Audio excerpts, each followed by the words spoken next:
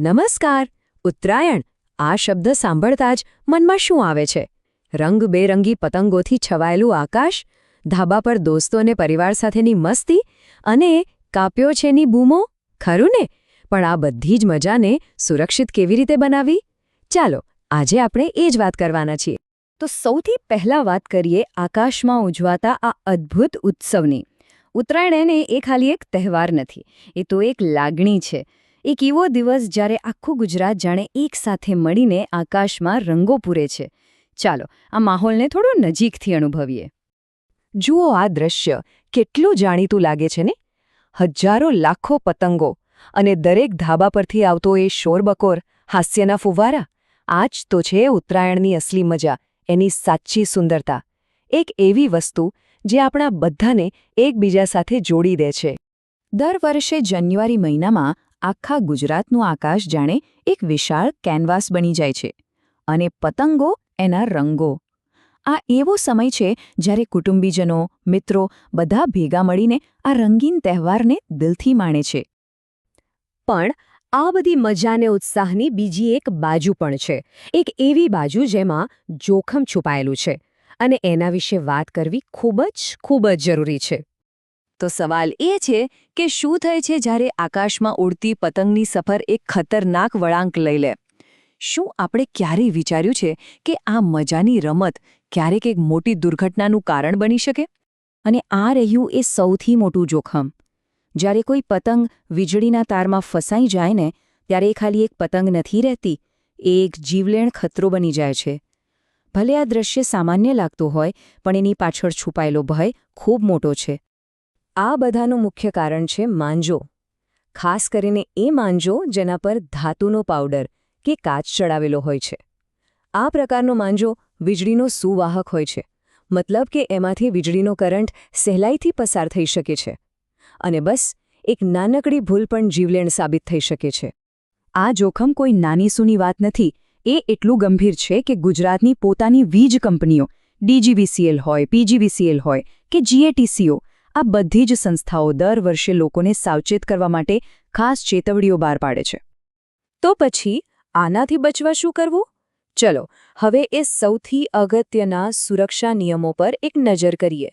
ખાસ કરીને આપણે શું નથી કરવાનું એ જાણવું ખૂબ જ જરૂરી છે.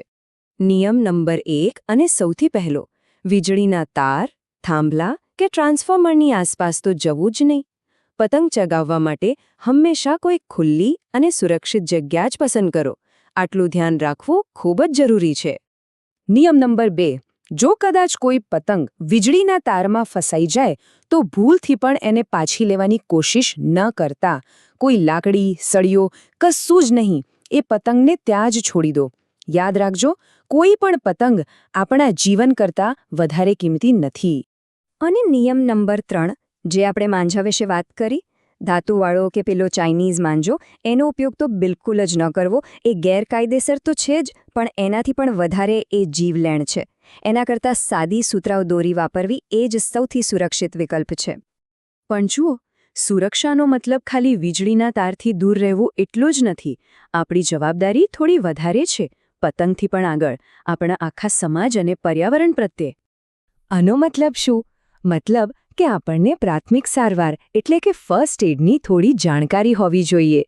તહેવાર પતી જાય પછી સાફ સફાઈની જવાબદારી પણ આપણી જ છે. અને હા, સૌથી અગત્યનું, પતંગની દોરીથી ઘાયલ થતા પક્ષીઓનું રક્ષણ. આ બધું જ એક સુરક્ષિત ઉત્તરાયણનો ભાગ છે.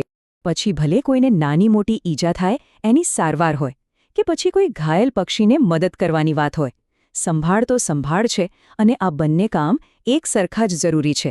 આ જ તો ખરી સામાજિક ભાવના છે ને? અને હા, આ માહિતી અત્યંત જરૂરી છે. કોઈપણ મેડિકલ ઇમરજન્સી માટે તરત જ 108 પર ફોન કરો. અને જો કોઈ ઘાયલ પશુ કે પક્ષી દેખાય તો 1962 પર જાણ કરો. મહેરબાની કરીને આ નંબરો યાદ રાખી લો અથવા તમારા ફોનમાં સેવ કરી લો. ક્યારેક કામ લાગી શકે છે. તો ચાલો, આ બધી વાતો પરથી એક જ સાર નીકળે છે: ઊંચી ઉડાન પણ સુરક્ષિત ઉડાન. આપણે બધા સાથે મળીને એ નક્કી કરીએ કે આપણો આ આનંદનો તહેવાર કોઈના માટે દુઃખનું કારણ ન બને. સંદેશ એકદમ સીધો અને સાદો છે. ચાલો, ઉત્તરાયણ સાવચેતી અને સુરક્ષા સાથે ઉજવીએ, કારણ કે થોડીક સાવધાની આખા જીવનની સલામતી બની શકે છે. આપણી એક નાનકડી કાળજી આ તહેવારને દરેક માટે ખરેખર યાદગાર બનાવી શકે છે. તો અંતમાં એક સવાલ આપણી જાતને પૂછીએ. આપણે એવું તો શું કરી શકીએ જેથી આપણી પરંપરાઓ આનંદ માટે યાદ રહે, કોઈ દુર્ઘટના માટે નહીં? કારણ કે યાદ રાખજો, જવાબદારીપૂર્વક ઉજવાયેલો તહેવાર જ સાચો તહેવાર છે. મારી વાત ધ્યાનથી સાંભળવા બદલ આપ સૌનો ખૂબ ખૂબ આભાર.